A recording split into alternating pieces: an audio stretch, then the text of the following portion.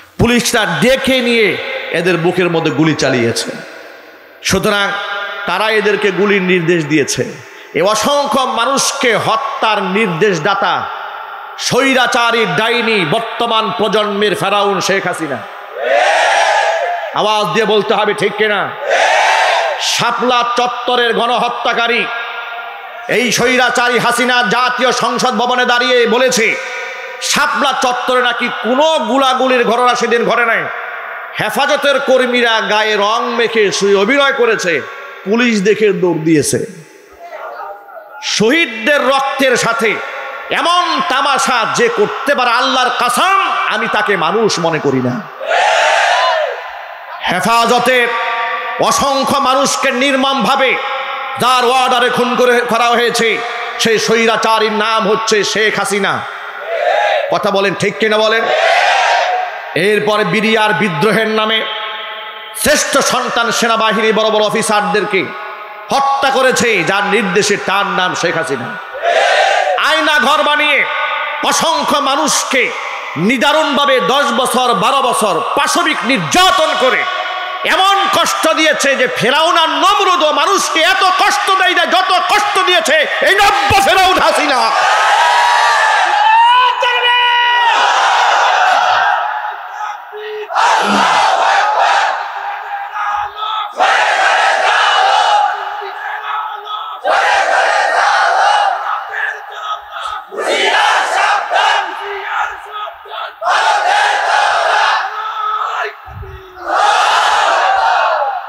ওরা এত কষ্ট দিয়েছে, জাহান্নামের ভেতরে জাহান্নামীকে যে সাজা দেওয়া হবে লা ইয়ামুতু ওয়ালা ইয়াহইয়া, কোরআনের মধ্যে এসেছে ওরা মরবেও না ওদের বাঁচবেও না। সেই জাহান্নামের শাস্তি শেখ হাসিনার নির্দেশ দিয়ে এ দুনিয়ার অসংখ্য মানুষদেরকে তারা দিয়েছে একমাত্র ক্ষমতাকে কুক্ষিগত করার জন্য। আয়না ঘরের স্রষ্টাই শেখ হাসিনা। আমার খুব বলতে ইচ্ছা করে বুক ফুলিয়ে মাথা উঁচিয়ে, আয়না ঘর বানিয়ে অসংখ্য মানুষকে ছোট্ট কুঠুরির মধ্যে চোখ বেঁধে 12-13 বছর আটকায় রেখে এদেরকে মৃত্যু যন্ত্রণায় যে মহিলাটি ভুগিয়েছে তাকে বাংলাদেশে এনে আয়না ঘরে ঢুকায় দেওয়া হোক। এ প্রস্তাবের সাথে আপনারা কি একমত আছেন? কারা কারা আছেন দু হাত দেখতে চান?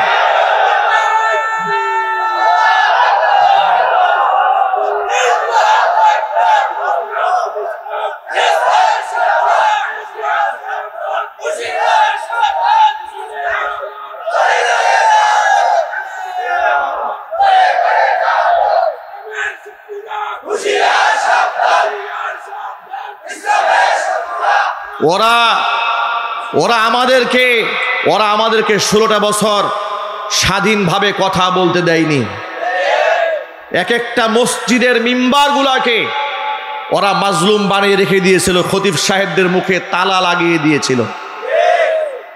আমার অসংখ্য মাহফিল এই গাজীপুর জেলাতে ওরা 144 ধারা জারি করে বন্ধ করে দিয়েছিল। ইতিহাস ভুলে যায় নাই। যেদিন মাহফিল, আগের দিন থানা থেকে পুলিশ গিয়া মাহফিল বন্ধ করেছে। আমরা নাকি উস্কানিমূলক কথাবার্তা বলি। কার বিরুদ্ধে উস্কানি দিয়েছে আপনারা বলেন? আমাদের 16 বছরের বয়ান এখনো রেকর্ড আছে। উস্কানি কাদের বিরুদ্ধে দিয়েছি? যখন দেখেছি জাতীয় সংসদে দাঁড়িয়ে কোরআনের বিরুদ্ধে কথা বলেছে, যখন দেখেছি আলেমদেরকে মাজলুম করে নির্যাতন চালাচ্ছে, বিনা অপরাধে বছরের পর বছর আলেমদেরকে যেখানে কারারুদ্ধ করে রেখেছে, আলেমদের পক্ষ হয়ে কথা বলেছি। এটা ছিল আমাদের ইমানি দায়িত্ব। যখন দেখেছি মুসলিমদের ট্যাক্সের টাকায় পরিচালিত ঢাকা বিশ্ববিদ্যালয়ে পূজা অর্চনা হয়, ইফতার মাহফিল করতে দেওয়া হয় না, প্রতিবাদ জানিয়েছি। যখন দেখেছি শাহবাগের মধ্যে রাষ্ট্রের পক্ষ থেকে টাকা দিয়ে নাস্তিক এবং বেঈমানদেরকে তুষামত করে ডেকে এনে জামাই আদরে লালিত পালিত করে মুসলিমদের মধ্যে ফাটল তৈরি করা হচ্ছে, তাদের বিরুদ্ধে আমরা কথা বলেছি। রাজীবের মতো কুখ্যাত নাস্তিক আল্লাহর নবী সাল্লাল্লাহু আলাইহি সাল্লামকে চরিত্রহীন বলে গালি দিয়েছিল।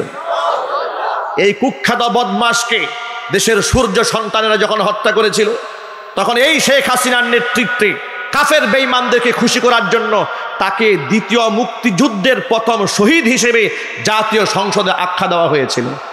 আল্লাহর নবীকে গালি যারা দিয়েছে তাকে যদি দ্বিতীয় মুক্তিযুদ্ধের শহীদ কেউ বলে, আল্লাহর কসম সে কাফের, মুরতাদ, কোনো সন্দেহ নাই। এ সমস্ত কথা বলার কারণে আমাদেরকে ট্যাগ দিয়েছে মৌলবাদ, ট্যাগ দিয়েছে জঙ্গিবাদ। এই নাটকের অবসান হয়েছে। কিছুদিন আগে গাজীপুরে এক ঊর্ধ্বতন পুলিশ কর্মকর্তা আমাদেরকে বলেছে ডেকে নিয়ে, হুজুর, গোটা বাংলাদেশে যত জঙ্গির ঘটনা দেখেছেন, বিভিন্ন বাড়ি ঘরে হানা দিয়েছে, চতুর্দিক পুলিশ ঘেরাও করে ধরেছে, যত যা দেখেছেন জঙ্গির নামে যা হয়েছে সব নাটক এবং মিথ্যা কথা, সব সাজানো। শুধুমাত্র পশ্চিমাদেরকে তারা দেখিয়েছে আমরা এই দেশে জঙ্গি দমন করি।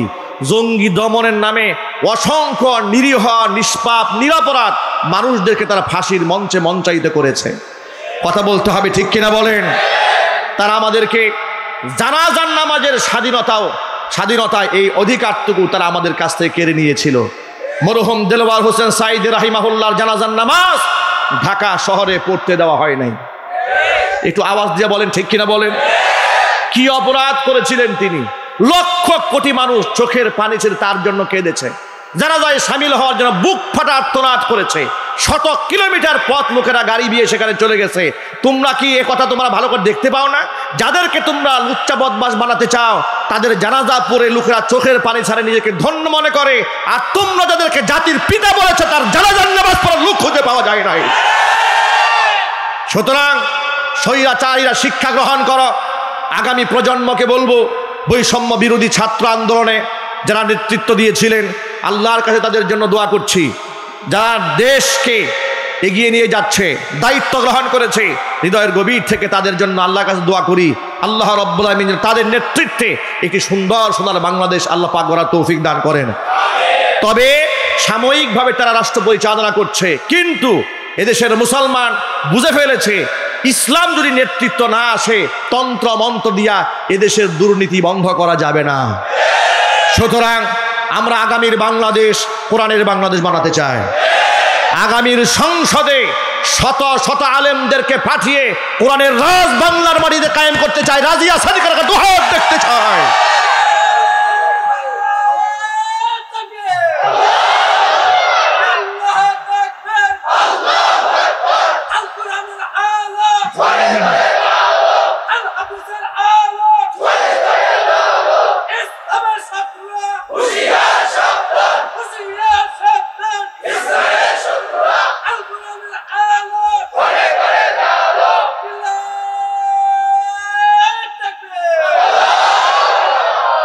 আমার প্রিয় ভাইরা, কোরআন মাজিদ আল্লাহ পাক কত জায়গার মধ্যে নমরুদের ঘটনা, ফেরাউনের ঘটনা, আবু জাহালের ঘটনা, উতবা সাইবা, ওয়ালিদ ইবনুল মুগিরার ঘটনা, এত কাহিনী আল্লাহ পাক কোরআনের মধ্যে শুধু এই জন্য টেনেছেন যাতে করে জালেমরা এখান থেকে শিক্ষা গ্রহণ করে।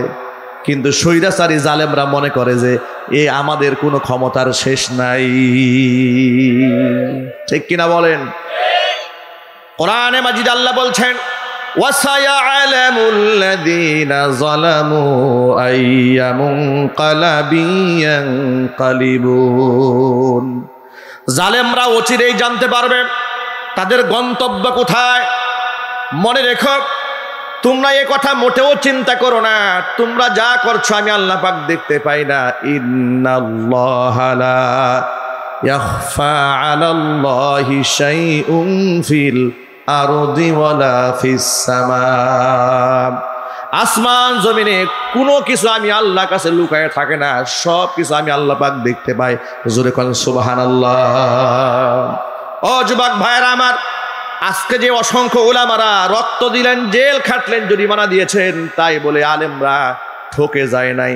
আপনারা দেখেন, আলেমরা নিজেরা নির্যাতিত হয়েছে, নিপীড়িত হয়েছে, কিন্তু আলেমরা দেশ ছেড়ে পালায় নাই। কথা বলেন। আল্লামা সাঈদী রাহিমাহুল্লাহকে অনেকেই পরামর্শ দিয়েছিল যে আপনার বিরুদ্ধে অনেক ষড়যন্ত্র হতো, বিদেশ চলে যান। তিনি বলেছেন মোটেও না। যে ফাঁসির রশিকে ওরা ভয় মনে করে, আমরা ওই ফাঁসি রশিকে আমরা ফুলের মালা মনে করি। কেন মনে করেছেন শোনেন, কোরআন কি বলে লক্ষ্য করে শোনেন, খুব ভালো করে শোনেন। আল্লাহ পাক বলছেন ওয়ালানাবলুওয়ান্নাকুম বিশাইইম মিনাল খাউফি ওয়াল জু'i ওয়া নাকসিম মিনাল আমওয়ালি ওয়াল আনফুসি ওয়াস সামারাত ওয়া বাশশিরিস সাবিরিন। অবশ্যই আমি তোমাদেরকে পরীক্ষা করব। কি দিয়ে পরীক্ষা করব শোনো। বিশাইইম মিনাল খাউফি, ভয় দিয়ে ভীত সন্ত্রস্ত করে ফেলবো তোমাদেরকে, জানের সংখ্যায় তোমরা পড়ে যাবে এমন জিনিস দিয়ে তোমাদেরকে আমি আল্লাহ পরীক্ষা করব। মিনাল খাউফি ওয়াল জু'i, ক্ষুধা দিয়া তোমাদেরকে আমি পরীক্ষা করব, নিদারুণ ক্ষুধার কষ্ট যাতনা সহ্য করতে হবে। ওয়া নাকসিম মিনাল আমওয়ালি ওয়াল আনফুস, সম্পদগুলা সব বিনষ্ট হয়ে যাবে।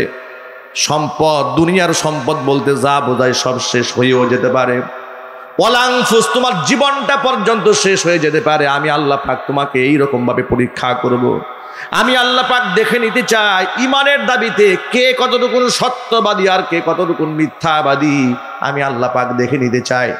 কোরআন মাজিদে সূরা আনকাবুতের মধ্যে 2 নম্বর আয়াতে আল্লাহ পাক বলছেন হাসিবান নাসু আইয়ুতরাকু আইয়াকুলু আমান্না ওয়া হুম লা ইফতানুন। মানুষকে মনে করেছে নাকি, এটা কি মানুষের ধারণা করে বসে আছে নাকি তারা শুধু বলবে আমান্না, ঈমান আনলাম, ঈমান এনেছি, আর তাদেরকে ছাড় দিয়ে দেওয়া হবে? এটা কি মানুষের ধারণা নাকি? অথচ ওয়ালাকাদ ফাতান ওয়া হুম লা ইফতানুন, এদেরকে পরীক্ষা করা হবে না, এটা কি তাদের ধারণা? ওয়ালাকাদ ফাতান্নাল্লাযীনা মিন ক্বাবলিহিম, অথচ তাদের পূর্বে দুনিয়াতে যারা এসেছিল এদের সকলের কাছ থেকে আমি আল্লাহ পাক পরীক্ষা গ্রহণ করেছি, যাতে করে আমি আল্লাহ পাক দেখে নিতে পারি। ফালা ইয়ালামান্নাল্লাহুল্লাযীনা সাদাকু ওয়া লা ইয়ালামান্নাল কাযিবিন। আমি আল্লাহ পাক শুধু দেখে নিতে চাই ইমানের দাবিতে কে সত্যবাদী আর কে মিথ্যাবাদী। জোরে জোরে বলেন সুবহানাল্লাহ। এই জন্য আলেমরা দেশ ছেড়ে পালিয়ে যায় না, জেল জরিমানা বরদাস্ত করতে পারে, কিন্তু আলেমরা যারা কষ্ট দেয় তারা মানুষের কাছে দরবেশ সেজে থাকে, বিপদ দেখলে দাড়ি কামাইয়া চোর বাটপার সেজে পালাইয়া যাওয়ার চেষ্টা চালায়। কথা বলেন ঠিক কিনা বলেন? আমার প্রিয় ভাইরা, ইমানদারের জীবনে যত বিপদ আসুক না কেন তাদের হতাশ হওয়ার কিছু নাই। পুরস্কার আল্লাহর পক্ষ থেকে আছে না নাই? একটু জোরে বলেন। আল্লাহর পক্ষ থেকে পুরস্কার আছে, হতাশ হওয়ার কিছু নাই, নিরাশ হওয়ার কিছু নাই। আল্লাহর পক্ষ থেকে বিনিময় আল্লাহ পাক দেবেন।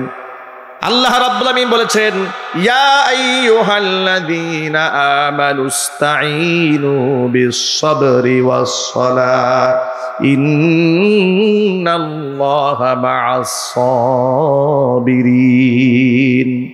ও ঈমানদারেরা, ইস্তাঈনু বিস-সাবরি ওয়াস-সালাহ, আমি আল্লাহর কাছে সাহায্য প্রার্থনা করো দুইটা জিনিসের মাধ্যমে, একটা হচ্ছে ধৈর্য আর একটা হচ্ছে নামাজ।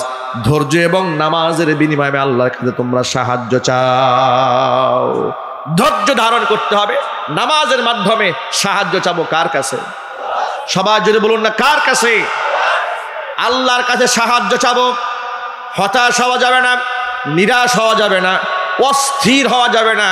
সাহাবায়ে কেরামের মতো পবিত্র মানুষের জীবনে যদি এত মুসিবত আসতে পারে, আম্বিয়া আলাইহিমুস সালাতু ওয়াস সালাম তারা ছিলেন বেগুনা মাসুম, যাদের কোনো গুনাহ স্পর্শ করে নাই, তারা যদি রক্তাক্ত হতে পারেন, দ্বিখণ্ডিত হতে পারেন, শহীদ হয়ে যেতে পারেন, আল্লাহর নবী সাল্লাল্লাহু আলাইহি ওয়াসাল্লাম পর্যন্ত ক্ষত বিক্ষত হতে পারেন, তাহলে আমাদের মতো গুনাহগার বান্দারা একটু আঘাত প্রাপ্ত হলেই কেন আমরা হতাশ হব?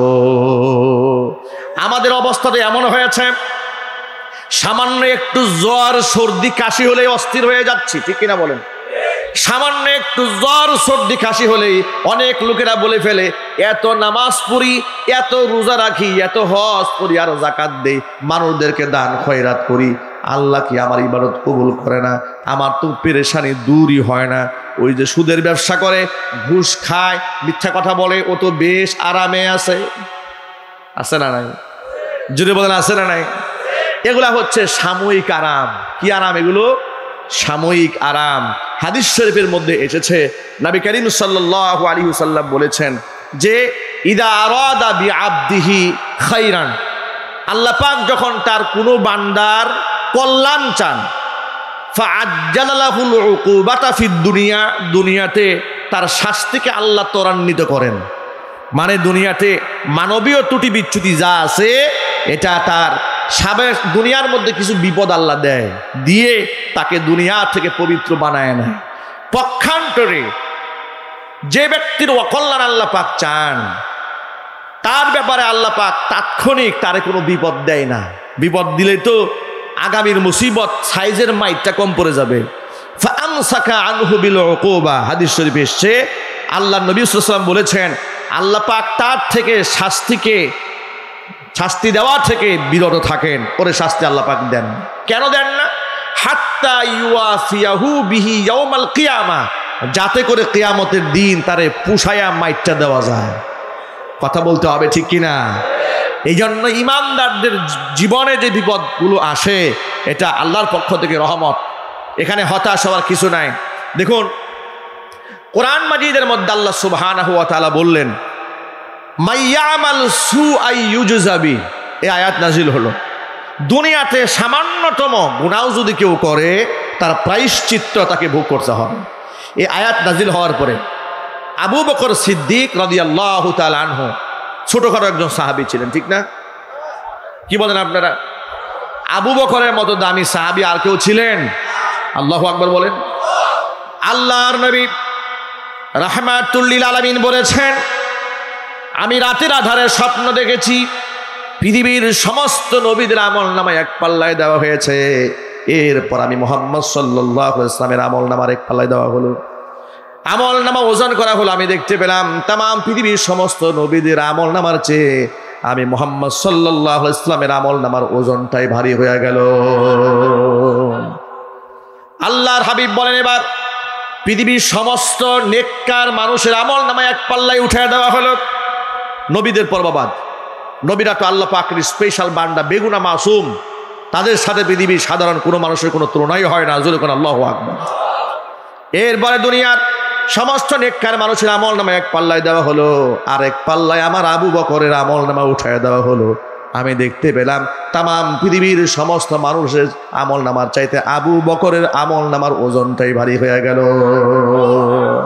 কারণ হচ্ছে আবু বকর সিদ্দিক রাদিয়াল্লাহু তাআলা আনহুর আমলে গোটা জীবনে এমন একটা রাত আছে যে রাতের আমল তামাম পৃথিবীর সমস্ত মানুষের আমলনামার চাইতেও বেশি।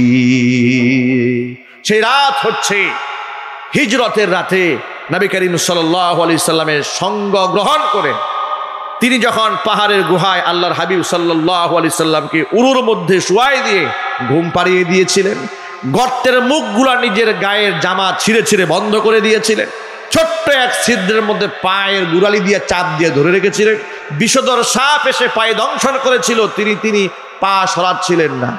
বিষের যন্ত্রণায় যখন চোখের পানি রাসূল পাক সাল্লাল্লাহু আলাইহি সাল্লামের চেহারা মোবারকের মধ্যে পড়েছিল, আল্লাহর হাবিবের ঘুম ভেঙে যায়। আবু বকর সিদ্দিকের দিকে তাকাই দেখেন আবু বকরের চেহারা থেকে দরদর করে পানি পড়ছে। আল্লাহর নবী জিজ্ঞেস করেছিলেন আবু বকর কেন কান্না করেন? নিশ্চয় আপনার সন্তানদের কথা আপনার মনে পড়েছে, স্ত্রীর কথা মনে পড়েছে, এলাকার কথা মনে পড়েছে। বলে না ও আল্লাহর হাবিব, যেদিন থেকে আপনার উপর ঈমান এনেছি সেদিন থেকে তামাম পৃথিবীর সব কিছুর চাইতে আপনার মহব্বত, আল্লাহর মহব্বত অন্তরে বেশি। তাহলে কেন কান্দেন? ইয়া রাসূলুল্লাহ, বিষধর সাপ আমার পায়ের মধ্যে দংশন করেছে, এই জন্য আমি কান্না করতেছি। হুজুর বললেন কেন আমাকে প্রথমে ডাক দিলা না? তিনি বললেন আমার উরুতে আল্লাহর হাবিব রাহমাতুল লিল আলামিন ক্লান্ত পরিশ্রান্ত হইয়া ঘুমায় পড়েছেন। আমার যদি বিশেষ যন্ত্রণায় মৃত্যু হয়ে যেত, হুজুরের ঘুমের মধ্যে আমি বেঘাত সৃষ্টি করতে পারতাম না। আল্লাহর হাবিব সাথে সাথে মুখ থেকে থুতু মুবারক বের করে লালাটা তার যেখানে সাপে দংশন করেছে সেখানে লাগাই দিলেন। হযরত আবু বকর বলেন নবীজির থুতুখানা আমার পায়ে দেওয়ার সাথে সাথে বিশেষ যন্ত্রণা মুহূর্তে দূর হয়ে যায়। ওই এক রাতের ইবাদত আল্লাহ রাসূল বলেছেন আবু বকরের জীবনে এমন একটা রাত আছে যে রাতের ইবাদত গোটা পৃথিবীর সমস্ত মানুষের ইবাদতের চাইতেও দামি, মূল্যবান। চিৎকার দিয়ে এখন আল্লাহু আকবার। সেই আবু বকর যখন কোরআনের এই আয়াতটা নাজিল হলো, মাইয়া আমাল সুআন ইউজযা বি, একটা গুনাহ করলেও প্রায়শ্চিত্ত ভোগ করতে হবে। আবু বকর সিদ্দিক রাদিয়াল্লাহু তাআলা আনহু এমন ভাবে শঙ্কিত হলেন, ভয় পেয়ে গেলেন। আবু বকর রাদিয়াল্লাহু তাআলা আনহু একেবারে কোমর সোজা করে একেবারে দাঁড়ায় গেলেন। কোমর থেকে একটা আওয়াজ বের হলো, আল্লাহর হাবিব আবু বকরকে ডাক দিল, আবু বকর আপনি এমন করছেন কেন, ছটফট করছেন কেন? আবু বকর বলে, ইয়া রাসূলুল্লাহ, আল্লাহ পাক কোরআন মাজিদে বলেছেন সামান্য একটা গুনাহ করলেও প্রায়শ্চিত্ত ভোগ করতে হবে। চলাফেরায় তো আমরা কত গুনাহ করে ফেলি। আল্লাহু আকবার বলেন। দেখেছেন কত ভয় তাদের, কত গুনাহ আমরা করি, কি হবে আমাদের? আল্লাহর নবী আবু বকর সিদ্দিক রাদিয়াল্লাহু তাআলা আনহুকে ডেকে বলেন, আবু বকর আপনি যখন রাস্তায় হাঁটেন চলার পথে কি আপনি পায়ের মধ্যে হুঁচট খান না? বলে হ্যাঁ খাই। আপনি কি কোনো জিনিস হারায়া পেরেশান হয়ে যান না? বলেন হ্যাঁ তাও তো হই। এমন অনেক সময় হয় না, মোবাইলের চার্জার খুঁজে পাচ্ছি না, ঠিক কিনা বলেন? পকেটে মোবাইল রেখে সারা ঘর খুঁজে শেষ, ঠিক কিনা বলেন? হাতের মধ্যে ঘড়ি রেখে খুঁজছে আধা ঘন্টা, ঘড়ি পায় না। কাঁধে লাঙল নিয়া ক্ষেত থেকে ফেরত আসছে, বউর কাছে বলতেছে, এই আমি যে খেতে গেলাম লাঙ্গল নিয়ে যাই নাই, তুই বলবি না আমারে? কাঁধে কিন্তু লাঙ্গল। উনি মোটামুটি খুঁজা শেষ, বলছে আচ্ছা আপনার কান্দে উঠে কি? টাকা দেখে লাঙ্গল। আপনি তো এটাই নিয়ে গেছে। তাই নাকি? বলে হ্যাঁ, এটা কান্দে নিয়েই তো আমি খালি খুঁজছি, লাঙ্গল কই। এই যে দেখেন হাতের কাছে একটা জিনিস নিয়ে খুঁজে পায় না, এমন হয় না? চলার পথে আপনি হুঁচট খাইছেন, ব্যথা পেয়েছেন, কষ্ট পেয়েছেন, কিংবা আপনাকে সমাজের লোকেরা বাজে কথা বলে কষ্ট দিয়েছে, আপনাকে শারীরিক কিংবা মানসিক টর্চার করেছে, নির্যাতন করেছে, আপনার অন্তরে ব্যথা লাগে না? ব্যথা লাগে। হতাশ হবেন না। নবী করিম সাল্লাল্লাহু আলাইহি ওয়াসাল্লাম বলেছে, আবু বকর চলার পথে যে হুঁচট খান, এক একটা হুঁচট খাওয়ার বিনিময়ে আল্লাহ পাক আমল নামা থেকে গুনাহগুলা মুছে দেয়। আপনি যে পেরেশান হন, পেরেশানিতে আপনার সগীরা গুনাহ আল্লাহ মাফ করে দেয়। সুতরাং এভাবে আল্লাহ সুবহানাহু ওয়া তাআলা আমল নামা থেকে ছোট ছোট গুনাহ দুনিয়ার ছোট্ট ছোট্ট বিপদের বিনিময়ে দূর করে দেন। আমি আপনাদেরকে শুধু একথা বুঝাতে চেয়েছি, এই দুনিয়ার ইমানদারদের যে বিপদ আসে এটা আল্লাহর পক্ষ থেকে গজব নয়, এটা আল্লাহর পক্ষ থেকে রহমত, ঠিক কিনা বলেন? এটা আল্লাহর পক্ষ থেকে কি? রহমত। আপনি পেরেশান হয়ে গেছেন, হতাশ হবেন না। আজকে দেখুন ফেনী, নোয়াখালী, লক্ষ্মীপুর, ছাগলনাইয়া এই এলাকা যে বিস্তীর্ণ এলাকার মানুষ আজকে পানিবন্দী। আজকে তারা চরম মুসিবতের সম্মুখীন হয়েছে। এটা একটা কৃত্রিম মুসিবত আমাদের দুশ্মন ভারত তৈরি করে দিয়েছে। প্রথমত ইমানদারদের এখানে হতাশ হওয়ার কিছু নাই, তারা কঠিন পরীক্ষার সম্মুখীন হয়েছে। তাদের সহযোগিতার জন্য গোটা বাংলাদেশের মানুষ আমরা ঝাঁপায়ে পড়েছি, ভবিষ্যতে আরো ঝাঁপায়ে পড়বো ইনশাআল্লাহ। যিনি যেখানে আছে ওদের বিপদ দেখে আমাদের কাফের শত্রুরা হাসতেছে। ওরা বলছে আমাদের পানির ধাক্কা তোমরা সামলাইতে পারো না, আবার সেভেন সিস্টারকে নিয়ে তোমরা হুমকি দাও। আমরা ওদেরকে খুব স্পষ্ট জানায় দেই, তোমাদের পানির ধাক্কা বরদাস্ত করার মতো ক্ষমতা আমাদের আছে না নাই টের পাও নাই? তোমরা অতর্কিতভাবে পানি ছেড়ে আমার অসংখ্য ভাই বোনদেরকে তোমরা পানি বন্দি করে দিয়েছিলে, আর আমরা বিনা নোটিশে বিনা প্রচারণায় লক্ষ লক্ষ সাহায্যার্থী মানুষ তাদেরকে সাহায্য করার জন্য এগিয়ে গেছি। আলহামদুলিল্লাহ বলে গোটা বাংলাদেশের আপামর জনসাধারণ তাদের পিছনে শ্রম দিচ্ছেন, ঘাম ঝরাচ্ছেন। আমরাও যারা আছি টাকার বিনিময়ে শারীরিক পরিশ্রমের মাধ্যমে তাদের পাশে দাঁড়াতে চাই।